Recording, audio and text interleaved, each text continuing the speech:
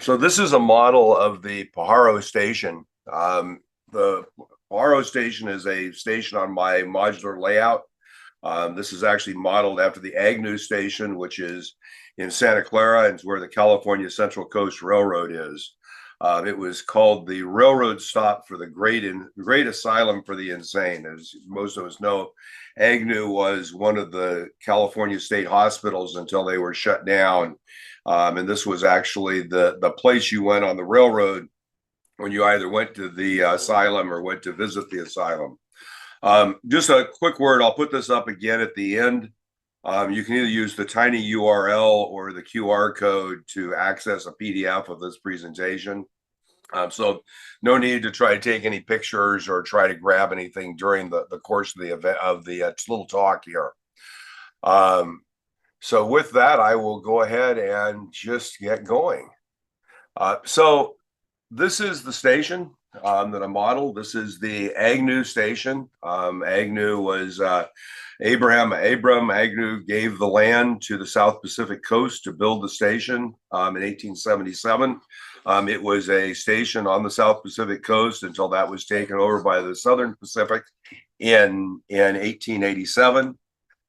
When passenger service was totally terminated in the early 60s, the station was sold to the California Central Model Railroad Club, and they have actually used that for their facility for a number of years. It's a historic landmark. It has a historic landmark plaque on it in Santa Clara, California. I started by taking some pictures from the internet. These are some pictures you can find on the internet. You can see the front side of the station at this time. There was some rebuilding and work on it on the side towards the tracks, which is the bottom left.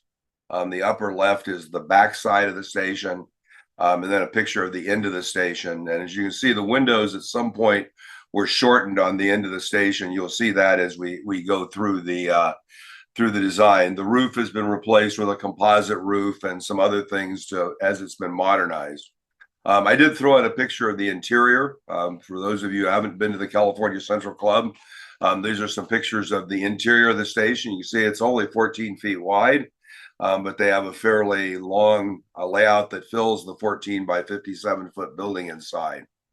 I was able from the South Pacific Coast, or excuse me, the Society for the Preservation of Carter Railroad Resources, which is at Ardenwood in California in Fremont, was able to get from their archives a couple of pictures of the station, historical pictures. The one on the left is an early picture. You notice it still says Agnew's. The one on the right is in the SP era. It says Agnew, and you notice the sign has changed to the more SP style sign where it has the distance to San Francisco on one side, and I'm not sure which was on the other side on this one specifically. You also notice that in the left picture, there's a ticket window right behind the little boy's head that's standing in the picture.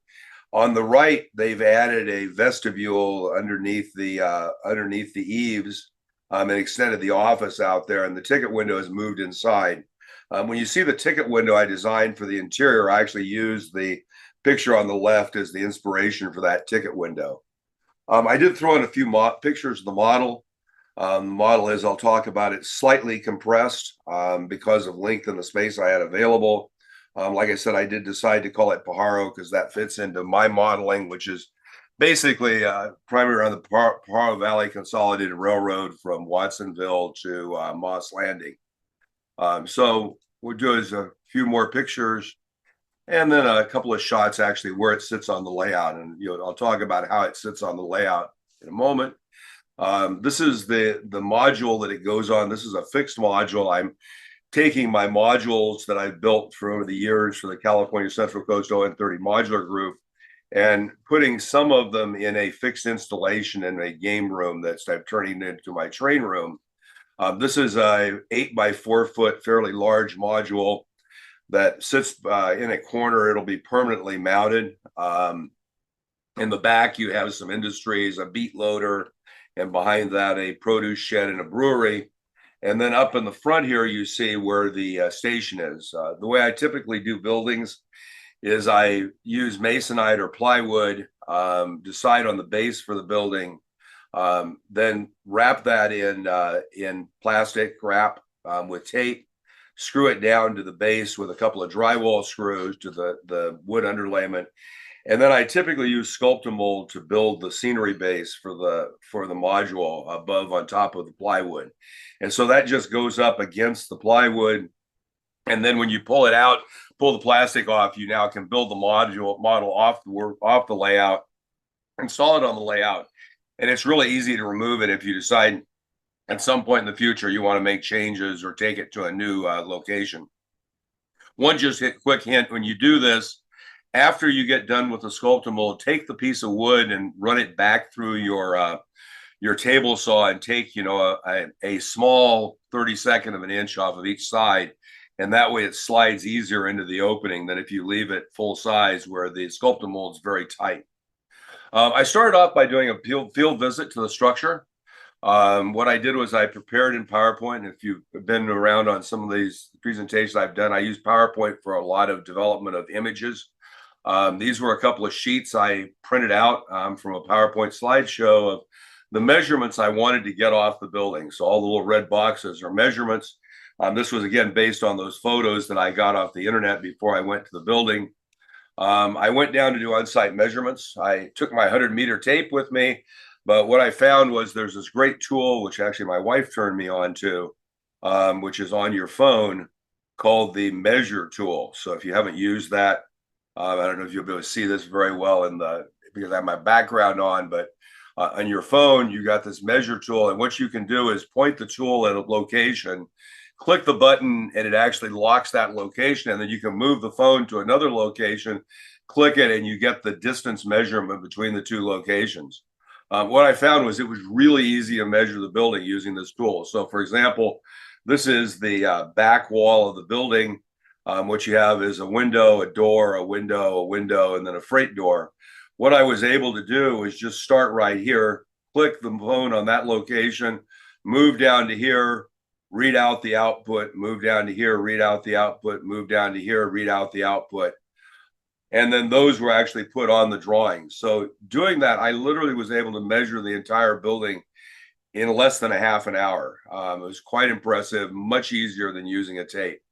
So these were the outputs. You'll notice that a couple of things I didn't do very well. I didn't get any measurements off of the dormer. I did get some height measurements, but they weren't as good as I really would have liked. I kind of missed some of those. But I was able to take that and generate a measured drawing of the existing building where I got all the dimensions, where the windows were, et cetera. And then I was able to turn that into what I kind of wanted things to look like. And I'll talk about the windows in a moment. But what I decided was that I needed to go from 57 feet, which is what this length is up here, to 47 feet because my wood block I had pre-made was only 12 inches. So to do that, I actually did some compression. I decided I didn't want to compress the office much because I was going to have these windows and it was going to be very open. So I kept it about the same. What I did was I did about 28% compression on the baggage room and about 20% on the waiting room. So that got me down to the 47 feet I needed. So these were actually dimensions that I used. And when I talk about how I, cutting the siding, et cetera, I used those dimensions. While I was there, I also took a bunch of fixed photos of the building. The club has repainted the building into SP colors, which is probably quite appropriate because that was the majority of the time the building was there. I got more pictures for clarity in kind of my design and building. Took some pictures of the architectural details. You'll notice, for example, the lightning rod up in the upper left is still there, the base of it, but the top of the lightning rod, which could be seen in those black and white pictures, is not there. There are some under eave supports that I did want to model. The other thing that I realized I took these pictures was that they basically built mantles on top of each of the windows. And that became very problematic because it was hard to go find any commercial windows that would in any way match that profile. So using those details, I was able to get a lot of measurements. For example, I knew the width of the door here, and I was able to use that measurement and do, essentially ratios in PowerPoint to determine the measurements, the different parts of this mantle or whatever you want to call it on top of the door. Same thing with the under eave supports, et cetera, et cetera. What I realized was, if you look on the left here, this was a T-shear grant line window, and I realized that trying to put the structure on top of that window is going to be as much effort as just doing the whole window. So I decided to go ahead and design all the windows and doors. I use FreeCAD predominantly as my CAD program. It's basically a Fusion 360, but open source equivalent. So these are the typical doors and windows that were done. What you see is the window and door has, you know, the basic frame. This at the top was done as a block and then cutting away the surfaces to give the profiles that you see here. So each one of those was done individually and repeated. This was the door at the end of the freight house. You'll notice the bars were actually done in the print. Did the same then for the doors in the bay window. What I realized when I looked at the bay window was that these trim boards probably went all the way through the window. So I actually designed that window where it has the horizontal trim is part of the 3D casting, but the vertical trim is actually the wood that's actually put on the building after installation. So these were all designed, and Fran Foley, who has a resin printer and is good at resin printing, agreed, thankfully, to print them for me. So I sent them all over to him to had them printed. So for example, if you look at that matching the prototype, this is what you see. This is that piece you saw with the horizontal pieces, and this vertical piece, the trim wood goes up through the window casting. You know, the lightning rods, like I said, they actually went up through the roof at the ends and had a lightning rod at the top. That's since gone, but actually I designed these with the lightning rod on them. You know, if you're familiar with how to use CAD programs, these are done by extruding pieces up. This is extruded a rotational item. It's fairly reasonably easy to do once you figure out how a CAD program works. The same thing with the eave supports. What I did was, because I needed to be able to connect these to the wall other than just trying to glue them on the wall, because I know they just instantly break out. I put a hole in the end of the eave support here, so I could put a wire into the wall to hold it when it was installed. The next step was very simple. It's cutting out the wood. I used Northeastern scribe siding. It's 3/8 inch scribe siding, which comes out to 9 inches about in O scale. That seemed to match the siding that was there, that had about 8.5 to 9 inches in the gap between the boards. The gap's a little wider than the scribe siding, but my assumption was it really wouldn't be that noticeable. Like I said, I used this design to cut out the walls. I actually draw right on the walls with pencil. Some people say draw it reversed on the backside. I always find that gets very confusing to try to make everything reversed and make it work out well. So I just do it on the front side. If there's an issue where you drew a line, I draw the lines fairly light with a hard pencil, and you need to move it. I find that a little 400 grit sandpaper removes any lines very well. The walls were all cut out using, or laid out using a square and a standard scale ruler. The cuts were done using either an X-Acto knife, or you'll see in the next picture I bought it at one of the train shows, a scalpel with about 100 blades, and I find that works really well for cutting these things. The other thing that I did buy a while back was one of these micro mark cutters. I have a 6-inch and a 12-inch version of these, and I highly recommend them. If you look and see all the scratches here where my knife has run off, you can kind of imagine how bad that would be if your fingers were holding down something like a scale ruler there. So these work very well to protect your fingers and give you a nice smooth cutting surface. You see here the scalpel. These work really well. You just kind of open up the scalpel package and push the handle in on the blade, pull it out and use it, and they're very sharp. This is actually the dormer. You can see what I did was after I cut out the dormer, I sanded it right here a little bit to match the slope of the roof, and then added on these little supports to be able to support it when you put it in place to hold it at the right angle.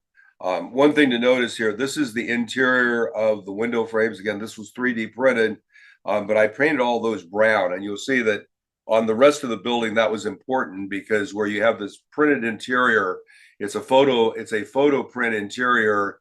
You actually see the inside of the window, and you want that painted to match the interior, where the outside is green to match the trim painting. One of the things I did at this point was I used the walls after they were cut to lay out the printed interiors. So the printed interiors were done in PowerPoint. I use a large slide. You'll see that in a moment, but you have to get the exact distances between each of the items because in the end, the printed interior needs to line up perfectly with this cut in the window frame. So you see, what I did here was I printed something, and I was a little bit off with my measurements here and here, and I'm doing a little bit here to match it up. So a little bit of that actually turns out to be, which at this point, a little bit of extra work. The structural supports for the walls are wood, where it's not visible. But for example, this wall has a printed wall, is going to have a printed wall interior. You'll see that a little bit later. So it'll be a printed wall with wainscoting and paintings, etc. What I didn't want was a square block that was 1/4 inch in this corner. So what I did was I used some 3/16" brass angle. You can see this white here. I tend to use canopy glue for almost everything now instead of white glue. I like the way it adheres better, and I think it's going to hold up longer than white glue does. So those were just glued on with white glue. You'll notice I had to extend the wall height a little bit. So this piece on the interior is actually extending the wall height. Prior to putting these braces on, the interior side of the wall was sprayed with just gray primer, rattle can Rust-Oleum primer. Did that because I knew when I did the outside, I was going to be putting some craft paint on it or something else. I wanted to make sure that I kind of prepared the inside to manage warpage when I got some paint on the wall. This is the long wall that's on the back side of the building away from the tracks. And you can see what I've got here is blocking across the top with spaces where the interior walls will go in and line up. On this end, I've got the brass angle because this wall is going to get the photo print. I decided fairly early on that the baggage room would not be modeled open. It would be closed. And I did that for 2 reasons. One, just didn't want to try to model the baggage room effectively. And 2, I wanted to use it as a way to bring electrical power up to the lighting for the office, which is in this area, and the waiting room, which is in this area. The last thing to note here is at the bottom, I glued on some 3x6 O-scale wood with a 3-inch side glued to the walls. That was done for 2 reasons. One, to have a bigger gluing surface to glue these walls down as I assemble the structure. But because if you go look at the actual pictures, there's not really a foundation line in this building. I'm actually mounting the walls directly to the base, and I wanted to have the floor on the inside up a little bit. So what I did was I put this at the edge, and then before I put the floors in, I put some more 3x6s on the masonite to raise the floor level up that 3 inches to match this. And the doors were actually made to match as well. So it all kind of looks like the floor is just slightly higher than the dirt on grade, which, if you look at the building here, you see, if you look right here, you can see how close the door is to the ground on the outside. There's no visible foundation on the building. For paint selection, I tried a combination of craft, rattle can, and true color to figure out what was my best option. After doing a bunch of evaluating and that, I decided to use Rust-Oleum. This is, I think it's called forest or meadow green Rust-Oleum rattle can paint for the trim, and this is called wild wasabi craft paint for the walls. And those seem to match best what was in these pictures, which I kind of used as my color. These were done based on the SPC colors, were picked out by the club, and I decided those were as close as I could get without trying to go find color pictures which don't exist. Trim pieces were painted very much the way you typically do trim, some reversed tape on a board, stuck the pieces on, spray painted them with the green paint on both sides. Then all the trim pieces, after they were painted, they were rubbed with white powdered chalk. I use white powdered chalk. I buy the chalk sticks, use a micro grater that comes from the dollar store in a little glass bowl, grate some white chalk and rub it on with a stiff bristle brush. And that actually gives them a little bit of a view of being faded and not that heavy duty color that you get directly out of the Rust-Oleum. After that, then they were sprayed with a matte clear, which is the dull coat equivalent, the Rust-Oleum equivalent of dull coat, so much less expensive. And the insides of all the doors and windows were painted with brown craft paint at this point, just so that when you looked at them and after they were glazed, the inside would look brown and look like it was actually trim wood, not the exterior wood. Did the same thing for all the trim pieces. They were first grained with a razor saw. Had a comment that my graining is really too thick for real wood, but I kind of like the effect you get in a building when you have some graining on it.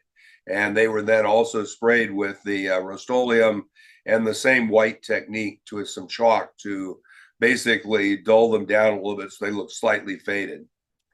So these were all the walls after they were assembled with all the bracing, etc. So you see the different pieces here. This is a front wall. This is a front wall. This is a front wall. This is the back wall up here. This is the baggage room side wall with the high window. This is the waiting room wall. And these are the two walls in the office. In the office, I decided to add some wainscoting, which is again just that same 3/16 scribe siding, and then painted brown. This part of the wall, as you'll see in the next couple of pictures, actually got a photo printed interior of my interior that I was planning on, which is kind of a colored wall, like a plastered painted wall. Then all the walls were painted with that apple green or with wild wasabi craft paint. That was just applied with a brush, undiluted. It was rubbed in to give uniform coverage. I was not trying to do a building that looked faded. To my mind, when you're building a building that's in the teens or 20s in an active use, it wasn't going to look faded like sometimes you see buildings with the heavy fading or the heavy stippling of the paint or peeling of the paint. So this was painted just to give the look of that old paint having been painted on wood. After the paint was dried, the windows and doors were all installed with canopy glue. And then I did the freight doors. The freight doors are just basically the same scribe siding turned 90 degrees vertical and then with trim glued on around it. One thing that I notice is when you do this, use a Rust-Oleum rattle can paint to paint these pieces. When you go cut them in your chopper, the ends are white. What I find is if you just spray a little bit of the spray paint on a piece of paper, you can just dip those ends into the paint and that colors them before you install them. So that basically got the walls completely done. The next step was I did the wall weathering actually again on the workbench. So I try to do as much as I can of the work to put this together and make it look good as flat pieces on the workbench. So the walls were basically done primarily with chalks. The first is that I used white chalk, and you'll notice if you kind of look at the wall here, you can see I started about here and made it heavier as I went down. So you get this kind of faded look in the wall, which is what you get below the eaves in a building, where the eaves protect the upper part of the wall and you don't get as much fading, you get more fading below. And then I used some black and brown chalks to add some dirt on the base, just make it look like it was kind of positioned there. One note here, you do see down here at the bottom, this is actually that interior wall on one of the waiting room walls glued on. So this is actually a photo print, and then this is a cutout for where the ticket window will go. So this door and these pictures and the wainscoting are actually directly on the wall. And when you look at it through the windows, because the windows constrain your view, the fact that it's really two-dimensional doesn't look like two-dimensional because you have a very constrained view of the building. At this time, I also put in the brass wires for those eave braces. I measured down the right distance. Turns out I was probably about 2 inches low. I should have been a little bit higher, but those were put in, and then they actually go into, into the hole in the end of the eave braces. So they glue in very solid at the top, and the glue at the bottom just holds kind of the angle and position on the wall. And then the last thing I did was added on the signs. You'll see how those were printed also as photo prints. So they're cut out, weathered off the model. Techniques I did in a video you can find on the Coast YouTube channel about using PowerPoint. So these are done with a little bit of rust, the Dr. Benz rust, and a little bit of alcohol. And then after this was all put together at this point, the windows were glazed on the inside with 0.010 acrylic. I bought a package of that from Amazon. Makes very good window glazing. It's easy to cut. I find it's very challenging to work with the microscope slides and do that. This is kind of a closer view of that interior wall. So this is a photo print, and I'll show you how we did that in just a moment. So the other thing I decided was that I was going to do this as a roof-on viewing building. I did a couple of buildings that are done in incredibly detailed interiors. And what I realized is that, for example, when we do a show with the ON30 group, I'm typically taking the roof off of one of the buildings so people can see inside. I decided I really didn't want to do that with this building. It's not intended to be that kind of a model. So the building was done where the roof should always be left on. And you'll see that when you see the interior lighting. And the interior then is viewed only through the windows, which allowed me to use this the photo printed interiors. So this is actually the PowerPoint deck that I used for the interiors. So on this upper top, each one of these is an interior wall in the waiting room. This is the paint for the above wainscoting wall in the office. These are the signs and some additional doors for the office. And this is the floor. The floor is actually also a photo print. The way these are done is each one of these walls is done as an individual slide. And as I talk about in the presentation about using PowerPoint is 300 dots per inch. So if you make the slide larger than the size you want to print it, you get more dots per inch. So this slide is actually 24 by 16.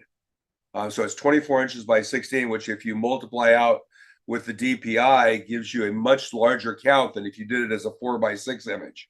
The red lines, by the way, are in the master, and those are 1-inch lines in the final print. Because what I do is I take this image and I go to Mike's camera, and I can get a matte print of that, a 4-inch by 6-inch matte print for 50 cents. So that 24-inch wide slide, when you print it at 6 inches, it's a 1200 DPI image. So it's incredibly high resolution. So, this is the wall up at the upper left as it prints out as an image. That's essentially what I gave to Mike's to print. And what you see, this is actually a picture taken down inside the final building. This is actually that wall in the interior of the building. But if you've seen the building, when you look through these windows at this wall, it turns out that it doesn't look flat at all because you're looking at it in a very constrained view in 2 dimensions.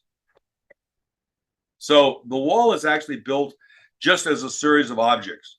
So the black is actually what I want to cut out. That's where you're going to actually see through the window. That's actually the window frame that's mounted in the actual wall. This is just a picture frame from the internet. These pictures are actually just sized and cropped to fit in each of the picture frames. The door trim is actually just pieces of wood that are used, these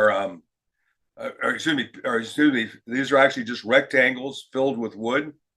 So if you go in actually in the texture tool, if you take a square like this in PowerPoint, and when you click on the fill, you'll notice at the bottom there's a texture. If you click on texture, you'll find these textures are built into PowerPoint.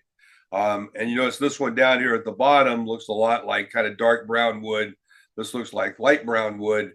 Those boards are just this texture filled into the boards. And if you fill the texture in horizontally, then when you flip the board vertically, the texture becomes vertical. So very easy to do the texture wood framing, trim pieces around the door. The wainscoting was done very similar pattern.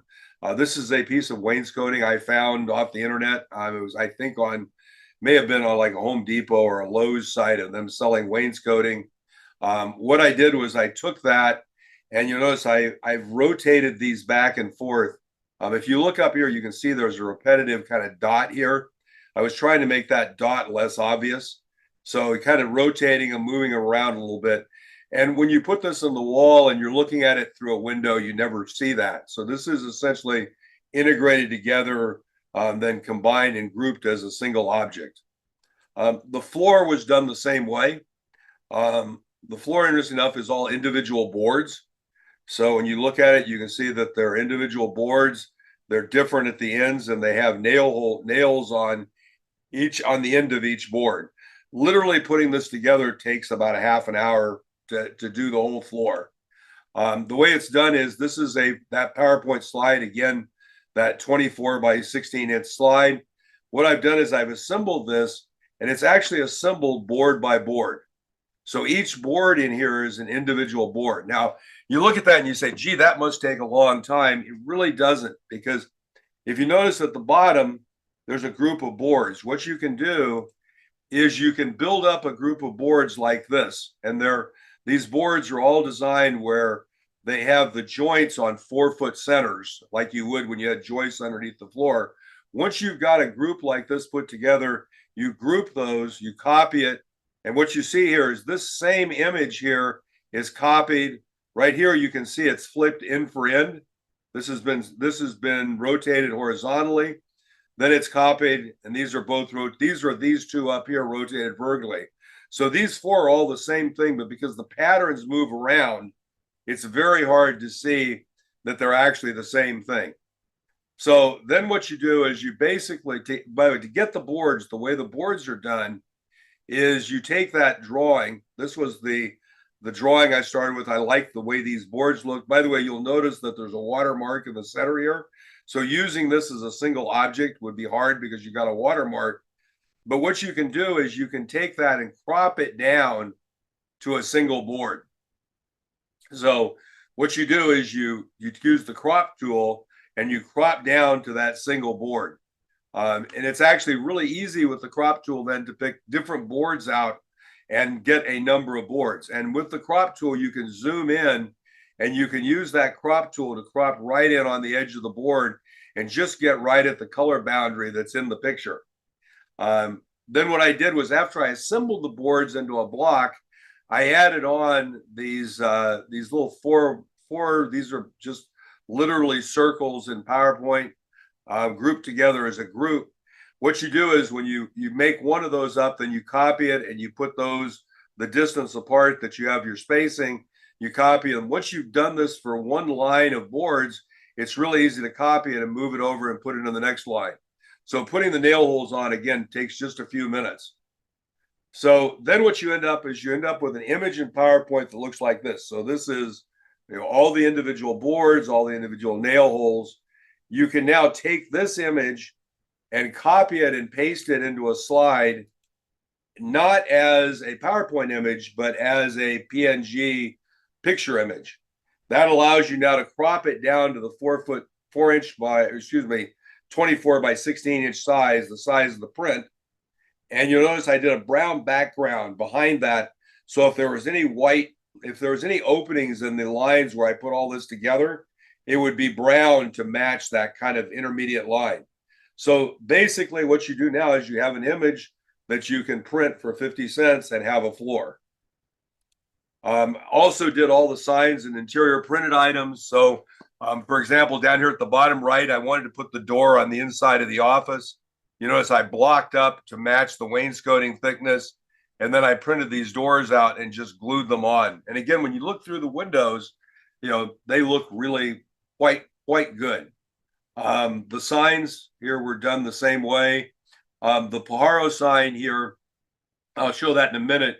I did this two ways. This technique here is a way to actually make cut lines so you don't have any ink where you're doing your cuts. So you just put these lines on, so you line your tool up here to do these angle cuts. I did both, and I decided I liked it better with the black line around it. So these were actually done by cutting these out right on the black lines. You can see the post office, the waiting room, the Western Union up here, and then the pictures and things that are in the office came off of here.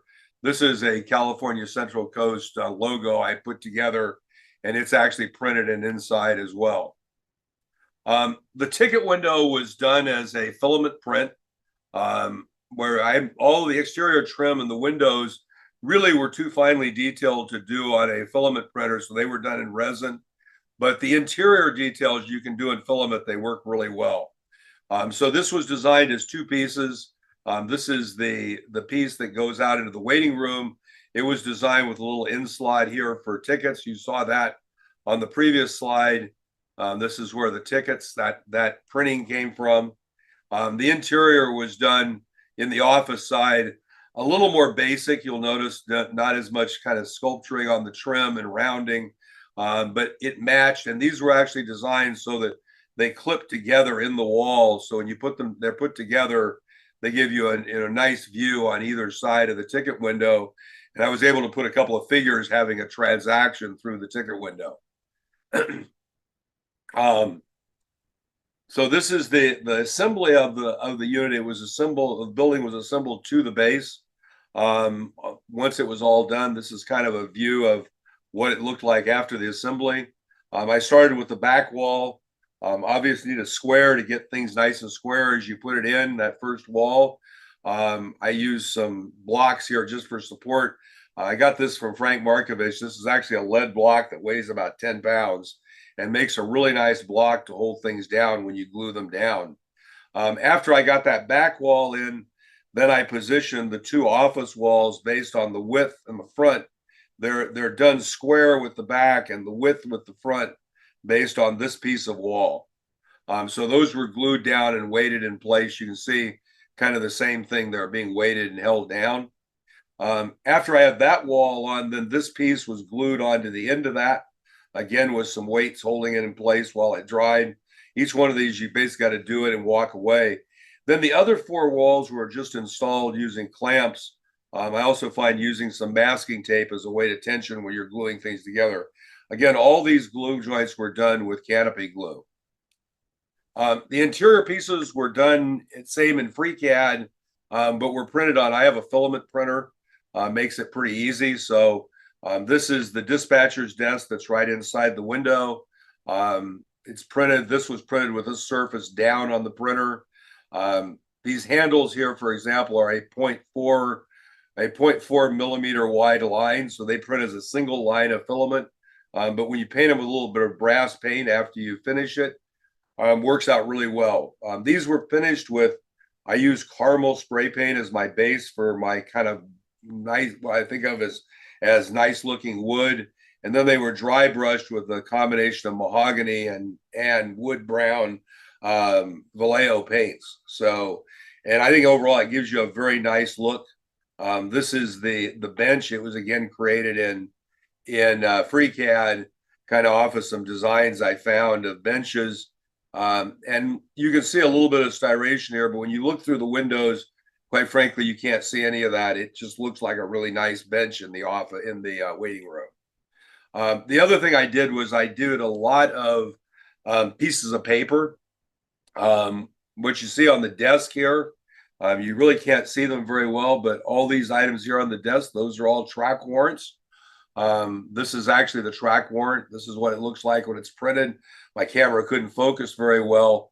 That's done the same way as one of those 4x6 prints. So each one of these is a track warrant. And you notice there are the lines here to do the cuts. These are envelopes.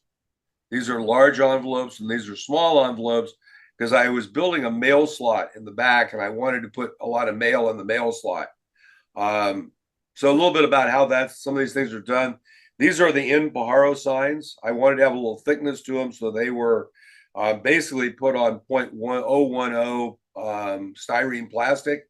I found this DIY craft industrial strength glue sticks, and it seemed to work really well, better than other glue sticks. So that these were glued on with the glue stick. Also used the glue stick for gluing on the interior walls. So after those dried, then these were cut out with I think with the scalpel, and then the ends were done with a black Sharpie pen. What you see over here is cutting out the envelopes. So, this is what it looks like. You've got the envelope with the little lines on it and a little bit of return address. These lines on the outside are where you line up your straight edge, and then you make horizontal cuts and then make vertical cuts, and you get literally hundreds of envelopes. So those were then installed. I did an interior piece. Again, this is filament printed. The lines here on this mail sorter are 0.4 millimeters wide, so they're a single trace of filament, painted the same way, same brass color for the knobs, etc. This box over here is designed to cover. There's a wood corner block here in the corner, and I just wanted to cover it, so I made a cabinet here to cover it. And then what you do is just glue in those pieces of paper and some envelopes, because again, if it's a post office, you have to have a place to sort things. And you notice this was actually designed to include the trim around this window that's in the office on the back wall. It needed a ceiling for the building. I didn't want to do raw LEDs or buy fixtures, so I decided to actually do it myself and 3D print it. I wanted to have, and I think I've achieved this, kind of not a bright white fluorescent looking light, but more of an incandescent yellow like light. So what you see actually is, looking in the windows, you see light fixtures. You don't see LEDs. They have more the look of what a light fixture would look like. The way that was done was I made these 3D printed ceilings with light fixtures. I'll go through real quickly how those were done. Those were then, after the LEDs were installed, I did some wood to position those at the right height. So these are actually just removable. You can just pull them out and remove them from the model. So there's actually, this is the front side of them, the side that goes, or down side that goes into the building, and this is the back side. And these pieces were just glued onto the right height that I wanted the ceiling depressed in from the wall height, and then I put some little pieces on just to hold them in place, so they just drop in. The way the ceilings were made is pretty simple. You start off with a square that was done at, I think, 3 or 4 millimeters, and then what I did was I figured out where the holes I wanted for the lights were. So I laid those out and positioned them based on, well, I want about this distance between the lights and getting the light fixtures. Once I had that, then I laid out this pattern of breaks, which would give you kind of a coffered ceiling look. And those were actually done by doing octagons. And I made those octagons on the side, on one side here. They're spaced based on the distance between these holes. So take this distance and assume you want 2 lines there. So you divide it into 4, and then the distance from here to here and here to here is the same, and this distance is double that. So those were spaced and like that. And then you actually use, there's a tool where you can remove material in a CAD program. So those just remove the material to go across. So very simple to do this, once you kind of have the tools, techniques and tools in place. This is the waiting room roof. It was pretty basic. The office roof were a little more complicated because it had to angle down at the front under that extension that was built out. And I wanted to add a piece in the back that matched on that framing I did around the corner block. So I added those on this roof before I printed it. The light fixtures were done, again, using the same tools. What you do to do this is, the blue here represents the LED. Blue lines are construction lines. They don't print in FreeCAD. What you do then is design the light fixture, and it was designed so the LED would press in from the back. I tried doing it from the front, and I just didn't like the way it looked. So I decided it was better to have a thicker piece going up and be able to push the LED in from the back. And I'm using these warm white 3 millimeter LEDs. I bought 30 of them for $9 on Amazon.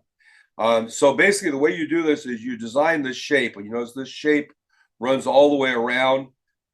It's actually done so none of the angles are at anything other or more than 45 degrees, because that means in a filament printer you don't get any support in here. Once you've got this design, you just hit the rotate tool. There's a rotate tool up here, and it literally just rotates this around and creates this image. You'll see there, the break line, that's actually the line where this exists, and it's rotated around. And again, by doing the 45 degree, what happens is when this prints, it doesn't print any supports at all. It just does it and gives you a nice clean print. So basically I printed out, for the two buildings, 12 of those. And then I decided I wanted a lens. So using the same exact techniques, this is the LED, this is the sides of that holder we just saw. I laid out a pattern and created a lens. And I have some clear filament I bought for another project. So I printed this in clear filament, and it literally just pops in. So I painted these black, a little bit of brass around the bottom here, popped in the lens with the LED, and it gives you a really cool looking light fixture. You notice the roof was painted the same way, the caramel Rust-Oleum spray paint, and then dry brushed with brown paints to give that kind of wood look roof. And you can see over here, I took 3 of the lights and I daisy chained them. If you just do them directly off of 12 volts, they're just too bright. But if you put 3 in series, it knocks the voltage down enough to where you got a kind of a nice glowing LED that gives you light that looks much more realistic. So this is kind of what it looks like when you look through the windows and you see the ceiling and the lights. It actually comes out looking pretty good. The roof was built the same way, using kind of same techniques. It was done with 1/16" plywood.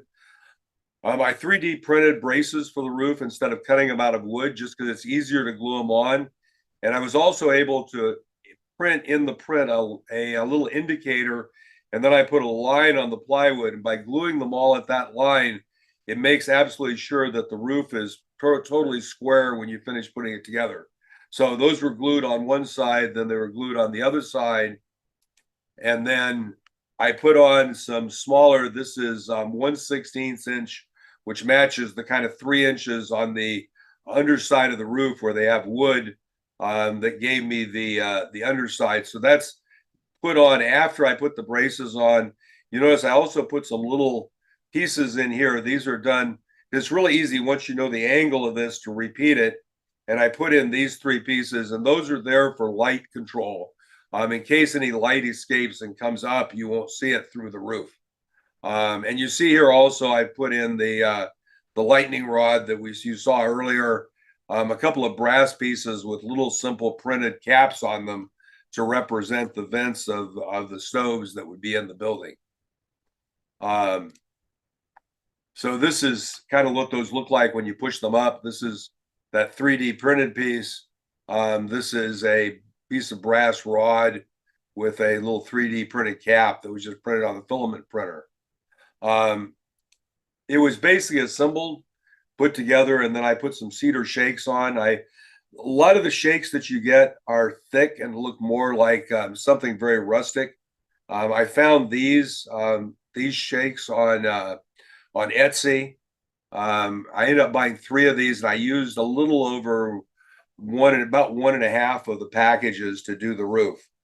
So they were stained with black and brown shoe dye and alcohol. I bought a bunch of shoe dye and alcohol and made up little bottles of colors. They were glued down with tacky glue. I did some additional alcohol to make things match, because it turned out the batch that I did, the second half batch I did was a little darker than the first batch. So I had to do a little more with alcohol cleaning up to make them look good. And the final weathering was done with chalks. And you can see here, by the way, the little gable roof over on the other side that's there. So basically, once you got everything kind of stained, then you do the streaking with chalks, because those things tend to be not go horizontally, but go vertically. And then the last thing I did was put in a little deck. The decks in the prototype photos were almost on the ground, as you can see. So they weren't off the ground, because the whole building seemed to almost be built on the ground. The deck is made up of individual 3x8 strip wood. I use 2x4s. You can kind of see them here. There's a 2x4 on edge there to represent the joist that would be in the ground, where most of it would be in the ground. The wood was grained using a jeweler's saw, and then what I do is I stain it with ink that's alcohol black dark ink, and then I grate a little bit of brown and black chalk onto it when it's wet, and that gives it much more of kind of a weathered appearance. And it was glued together with canopy glue. So that brings us to the end. This is, again, you can get a copy of this presentation. Either use tiny URL Coast Pajaro, or just shoot the QR code and it'll take you to the PDF. So that's all, folks. We finished just in time. Any questions, comments? Anybody awake? Good presentation, Phil. Ever since the second or first slide, I wanted to ask you this question. Why is the engine house so skinny? I mean, in the Woods days, they would it was like just as wide as a railroad car. They'd throw it up in the logging guys and put it on a flat car and move the station to another place. Yeah, I don't know why. I don't think was movable. I think they just made it small because they didn't need a big station. I found, after I built this, I found a picture of the actual Pajaro station that was built in Pajaro, which is incredibly similar. It's got a little bit different details on the ends, but it's also very small. So I think the reality is that they just didn't build them very big because they didn't need to. I mean, it's a small station, so It's kind of like Disney-esque. yeah, it is. I mean, it's only 14 feet wide. I mean, what's interesting is if you go into the building today and when you're inside, you realize it feels like a really long bedroom from a layout perspective because it's only 14 feet wide. Well, that was the era of shotgun houses. Yep. Well, and again, I think, the idea would be in a station like that, if you had 5 or 10 people getting on the train, that was probably a fairly big number. It wasn't like, it isn't like in a city where, the train pulls in and there are 200 people getting on the train. The only reason to go there, especially, if you go all the way back to when it was built, when it was built, it was basically probably a community of 50 people. And so, wasn't need for much of a station for that many people. Probably over time, it got more usage because of the Agnew, hospital that was built next to it, the Asylum. But, it still was just a small station. And that seems to be, pretty typical. If you look at the Santa Clara station, clearly that's a much bigger station and a much bigger location. And it actually, in the pictures of the station, you can see in the background, the freight house is actually much larger than the station, which is probably, again, indicative that freight was more important than people.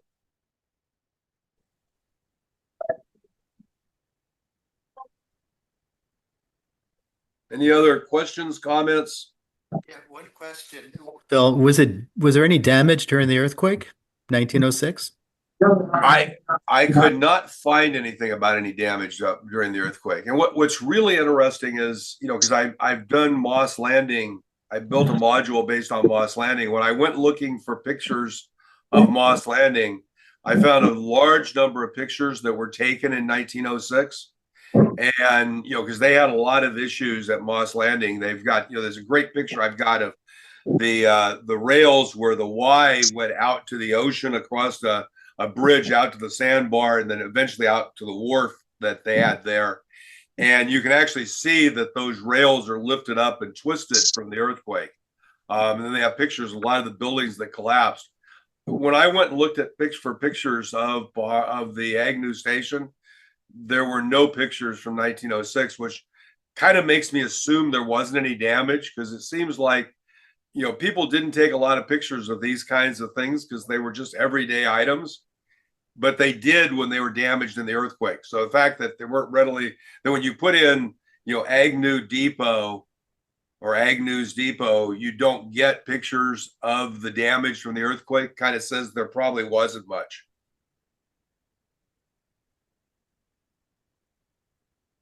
Yeah, there's a nice presentation there. There's definitely some stuff I'm going to look at the micromotor catalog and get a couple of those guides because I have recently come close to cutting my finger pretty bad sometimes. So Yeah, I notched my finger a couple of times, got into it, right? It slips. And I got to tell you, those are just so much better for protecting your fingers and giving you good cuts.